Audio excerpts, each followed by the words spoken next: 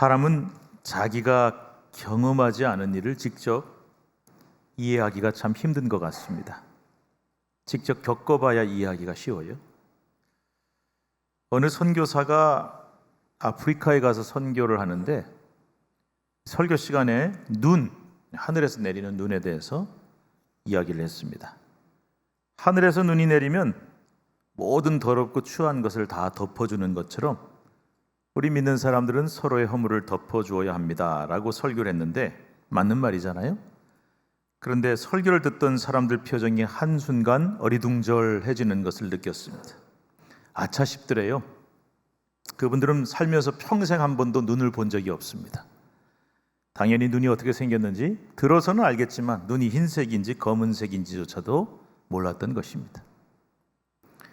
프랑스 국왕 루이 16세 왕비로 프랑스 대혁명이 일어나 남편과 함께 단두대 이슬로 사라진 비운의 왕비 마리 앙뚜아네트, 참 유명한 사람이죠.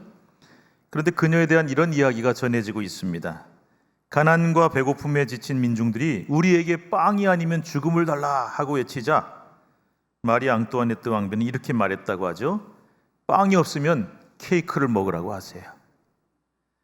단 한 번도 배고파 본 적이 없는 그녀는 왜 사람들이 빵을 달라고 하는지, 빵이 아니면 죽음을 달라고 하는지 도무지 이해할 수가 없었던 것입니다.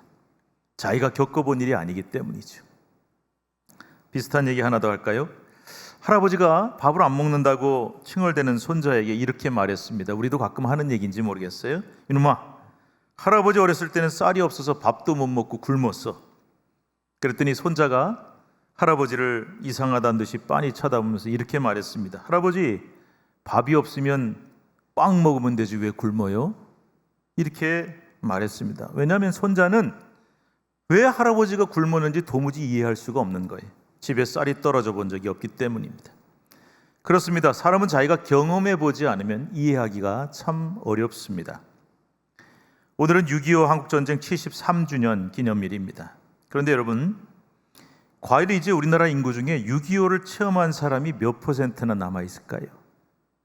저도 전후 세대, 즉 전쟁을 겪어보지 않은 세대입니다. 하지만 부모님들이나 어른들에게 6.25 전쟁에 대한 얘기를 많이 들었기 때문에 그나마 조금은 전쟁에 대해서 아는 세대이지요. 하지만 우리 다음 세대, 또 요즘 세대, 특히 요즘에 소위 MZ세대라고 하는 친구들은 몰라요. 아예 모릅니다. 그리고 관심도 별로 없어요. 쌀이 없으면 빵 먹으면 되지 이런 세대 아닙니까? 저는 그나마 어렸을 때부터 우리의 소원은 통일 맨날 부르면서 자란 세대라서 제 마음속에 우리나라가 꼭 통일이 돼야 된다, 반드시 통일이 돼야 된다고 원하는 세대지만 우리의 신세대, 그들은 실제로 통일을 그렇게 많이 원하지 않는다는 이 통계 자료가 나와 있어요. 사실입니다. 그들에게 물었습니다. 왜 통일을 별로 바라지 않느냐? 이렇게 대답했다고 합니다. 요즘 나 하나 먹고 살기도 힘든데 왜 우리가 북한 사람까지 먹여 살려야 하는데? 이렇게 질문을 다시 했다는 것이죠.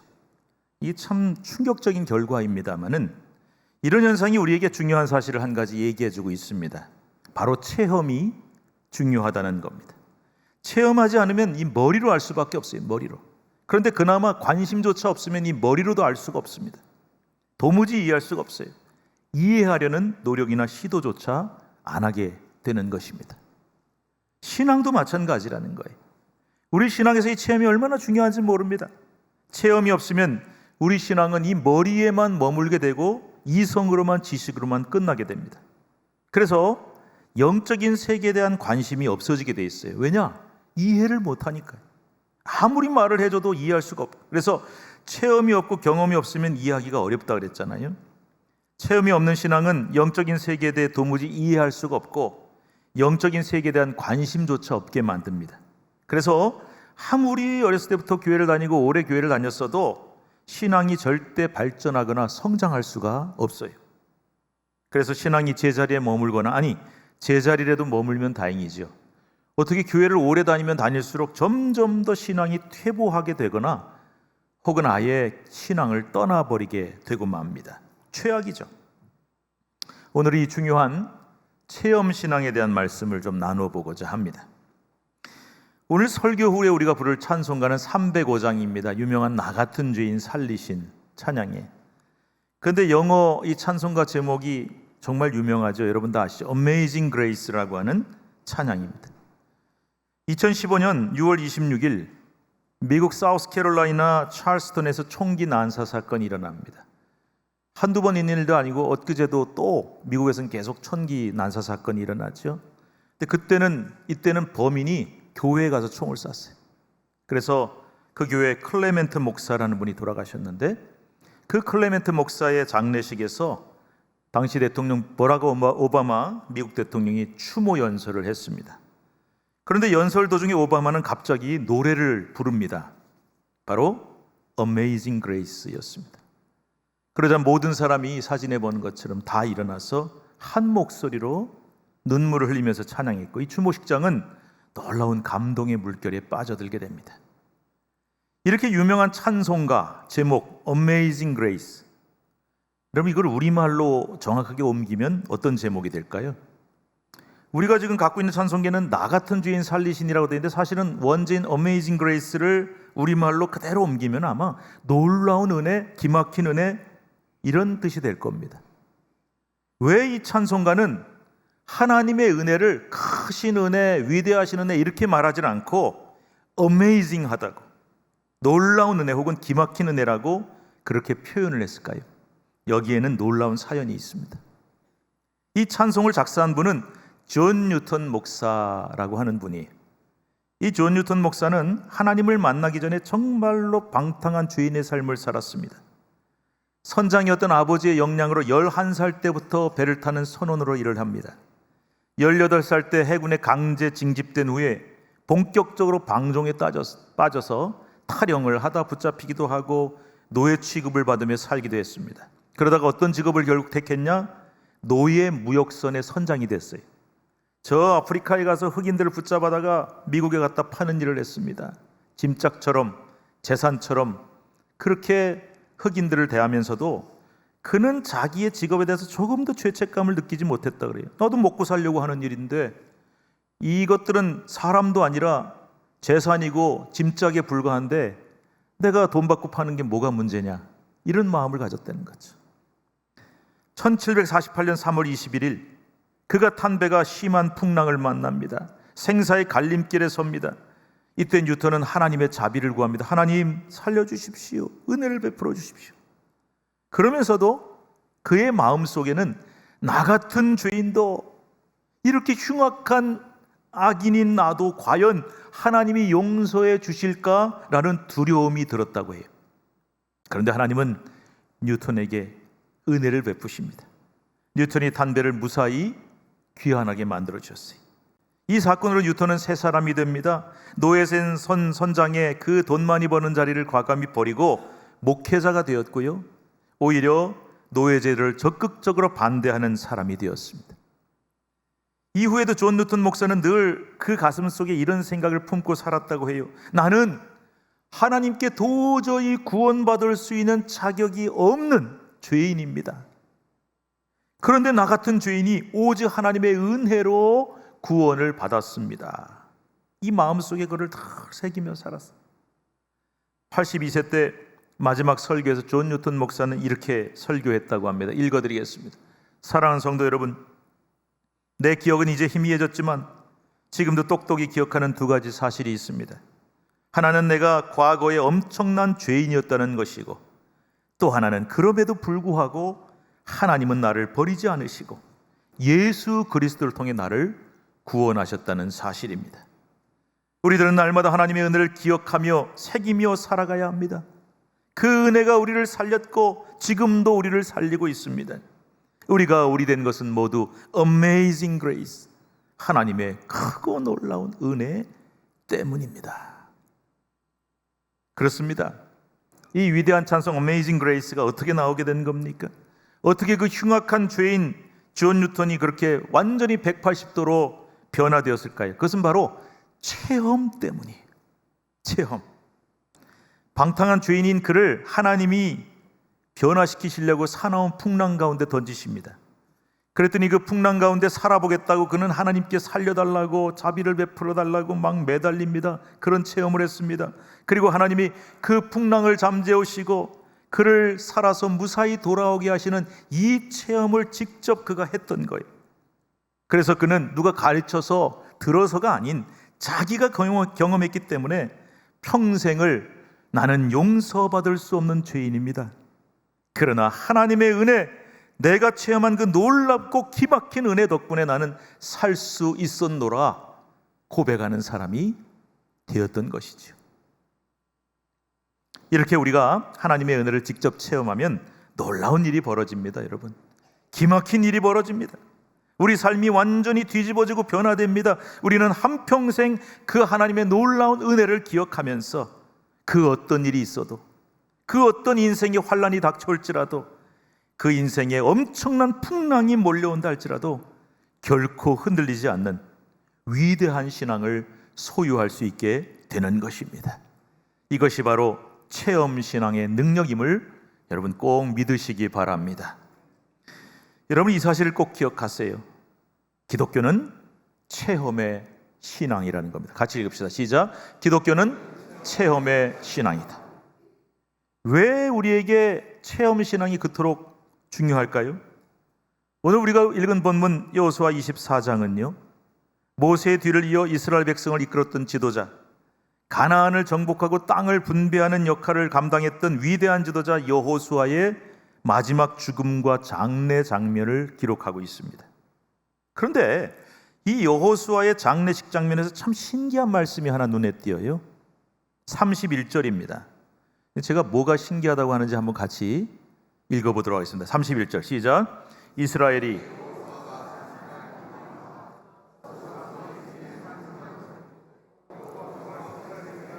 행하신 모든 일을 아는 자들이 사는 날 동안 여호와를 섬겼더라. 자, 이스라엘 백성들이 우상 안 섬기고 여호와 하나님만을 잘 섬기며 지냈던 기간이 언제까지였다 그랬어요? 여호수아가 사는 날 동안. 강력한 지도자가 이스라엘 백성들을 시퍼렇게 살아서 강하게 끌고 갈 때는 이 딴짓을 할 수가 없었어요, 이스라엘 백성들이. 그리고 여호수아가 죽은 후에도 상당 기간 계속된 것은 어떻게 신앙을 지켰냐? 여호수아 뒤에 생존한 장로들, 이스라엘 백성 지도자들 중에 체험을 가진 사람들, 즉 하나님이 이스라엘에게 행하신 일들, 그 놀라운 기적들을 직접 체험했던 이 사람들이 살아서 장로로 지도자로 있을 때는 이스라엘 백성들이 딴짓을 안 했어요. 하나님만 잘 섬겼다는 거예요. 저는 여호수아서를 읽다가 이 31절 말씀을 보는데 너무 신기한 거예요. 왜 그랬을까요? 이 말은 뜻이 뭐냐면은 여호수아가 죽고 나서, 또 여호수아 생전에 같이 하나님의 기적을 체험한 장로들이 죽고 나서는 이스라엘 백성들이 그러면 도대체 어떻게 됐다는 뜻입니까? 딴짓한 거죠. 하나님만 섬기지 않고 온갖 우상 숭배로 잘못된 길로 걸어간 거죠.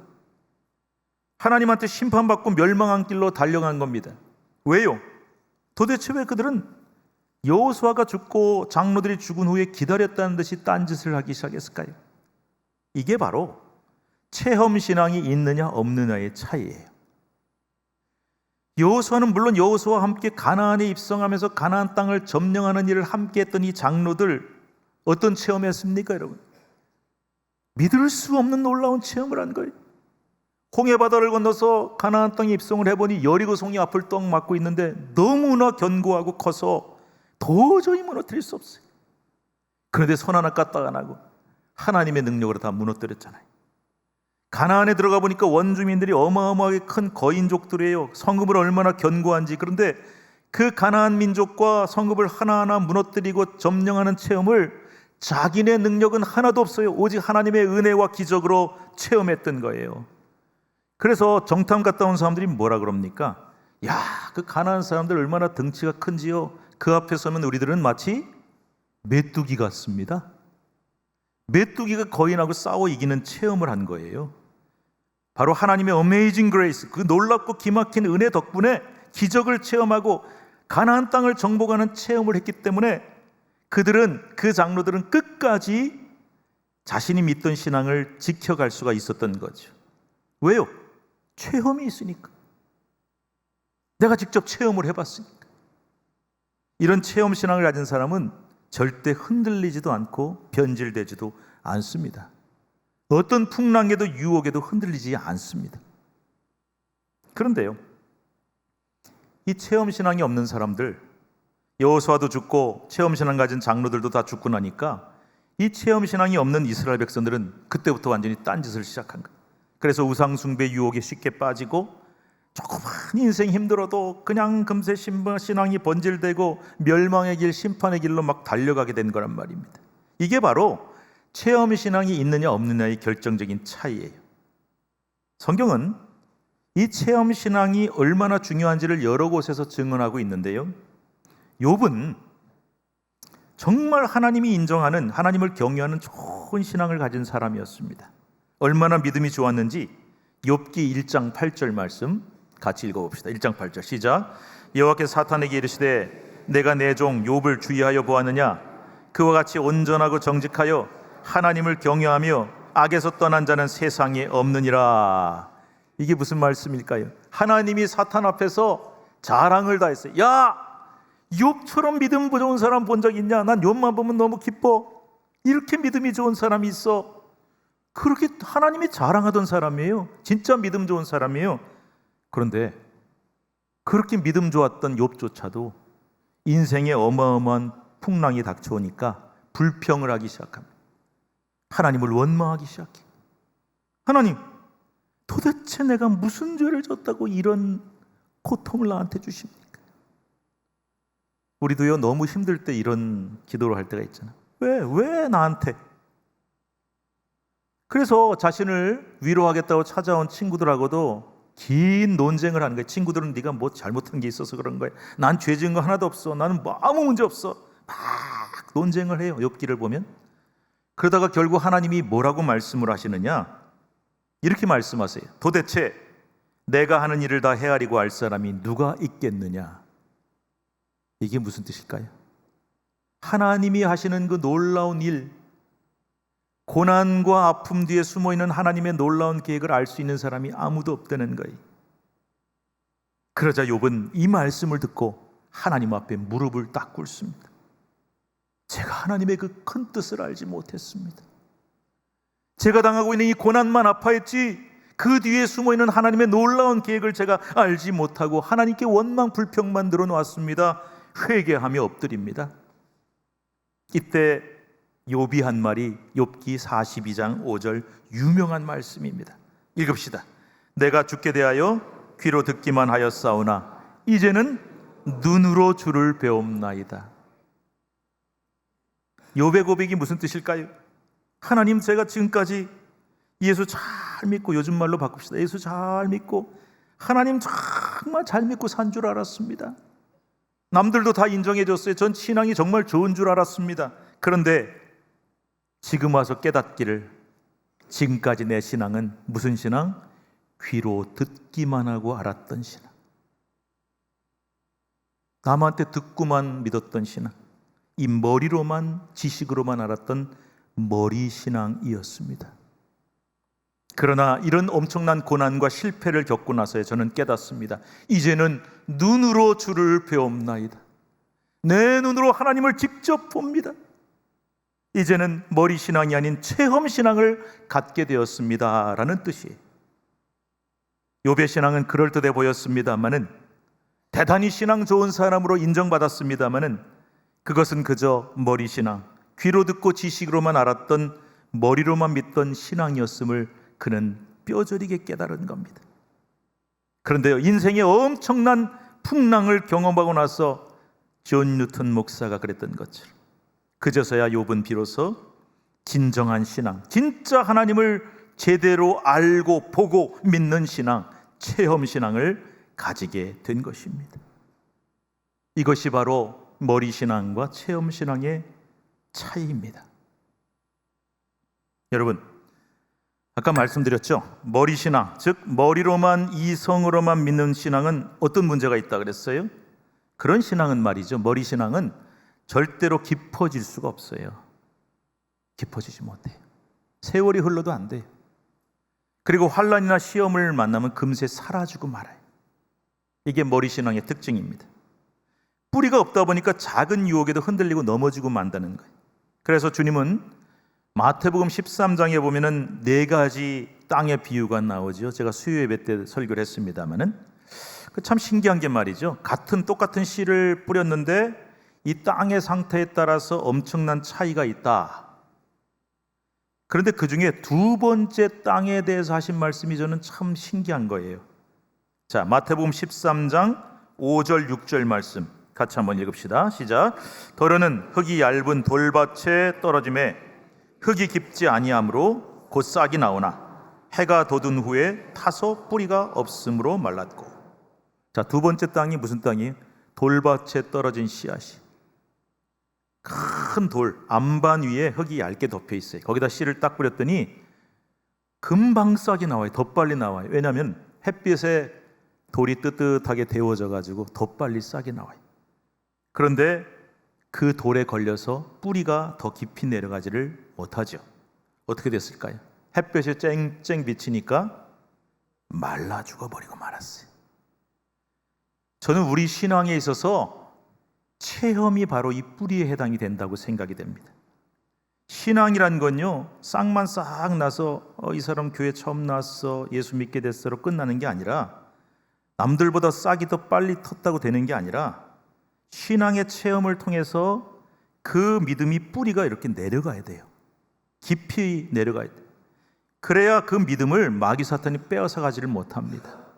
나아가서 아무리 햇볕이 쨍쨍 타는 듯이 비추고 풍랑이 몰아치고 환난과 고난이 인생에 닥쳐와도 절대 흔들리지 않고 절대 빼앗기지도 말라 죽지도 않는 굳건한 신앙으로 성장할 수가 있게 된단 말입니다. 자, 그렇다면 이렇게 귀하고 강력한 신앙인 체험 신앙이 누구에게 필요할까요? 첫째, 누구보다도 나 자신이 이 체험 신앙을 가져야 됩니다. 우리 뭐라고 써 있습니까? 시작. 나 자신. 누가요? 내가. 나부터. 내가 체험이 없는데 누구한테 말하겠습니까? 여러분, 전도할 때요, 예수 믿으면 너무 좋습니다, 너무 행복합니다. 자기는 그런 경험 한 번도 안 해보고는 누구한테 그렇게 말해? 목사도 체험이 없으면 성도들한테 설교 못합니다. 자기도 잘 모르면서 머리로만 아는 거를, 신학교에서 신학으로 이론으로만 배운 걸 가지고 어떻게 성도들에게 설교할 수 있단 말입니까? 가짜 설교죠. 그래서 누구보다 먼저 나 자신이 하나님의 크신 은혜를 체험해야 되는 거예요. 하나님을 제대로 만나는 체험, 예수님을 인격적으로 만나는 체험, 존 뉴턴 목사처럼, 욥처럼 하나님의 기막히고 놀라운 은혜를 체험하면서 욥처럼 인생의 고난을 통해 하나님을 제대로 알고 눈으로 보고 체험할 수 있는 그런 신앙이 꼭 있어야 된다는 것입니다. 저와 여러분 모두가 이런 체험을 꼭 하게 되기를 주님의 이름으로 축복합니다. 다음으로는 누구에게 이 체험 신앙이 꼭 필요하냐? 자, 읽어봅시다. 시작. 우리 자녀와 다음 세대가 이 체험이 필요해요.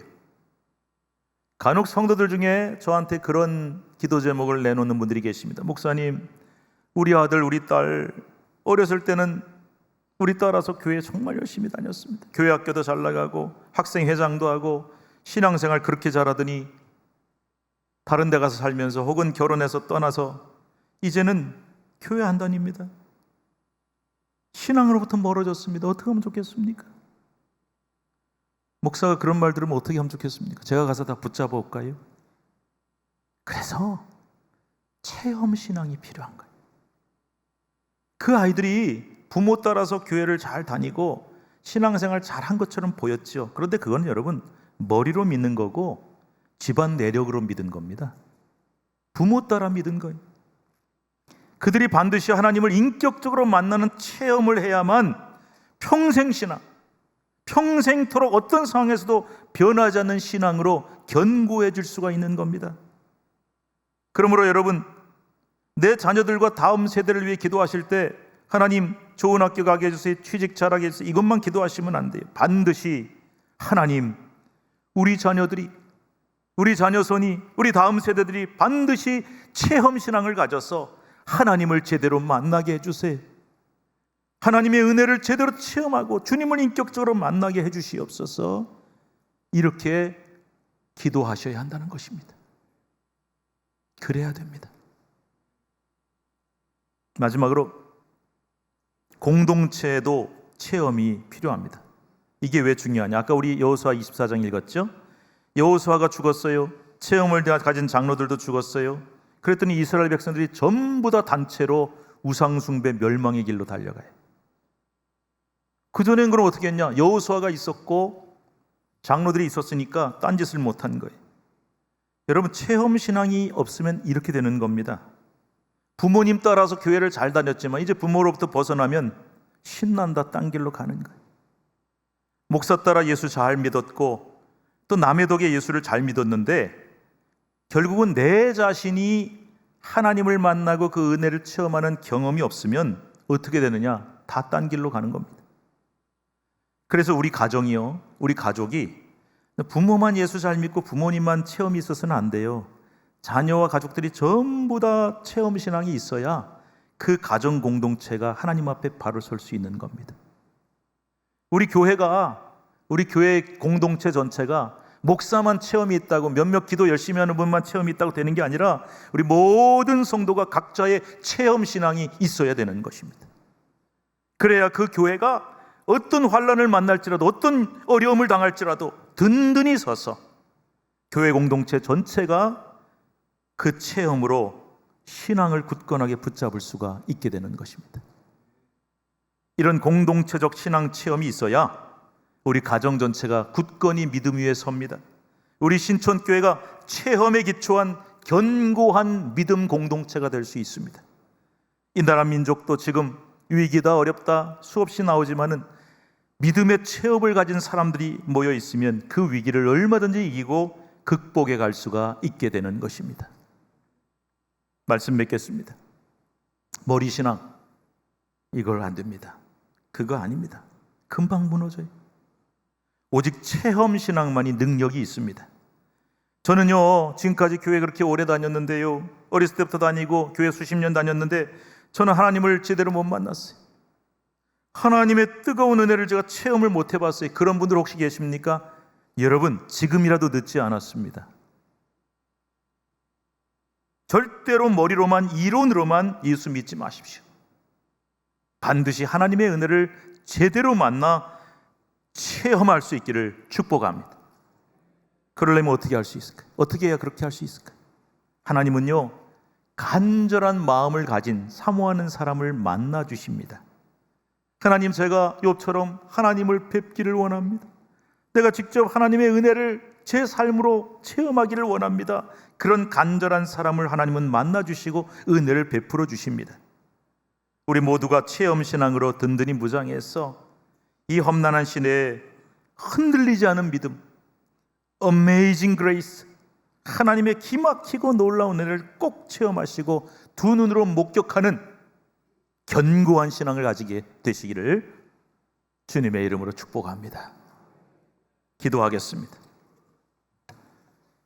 욥은 참 믿음이 좋은 사람이었습니다. 하나님도 인정하고 다른 사람들도 인정했습니다. 하오나 그의 삶에 견딜 수 없는 환난과 고난이 닥쳐오니 그는 하나님께 불평하고 원망합니다.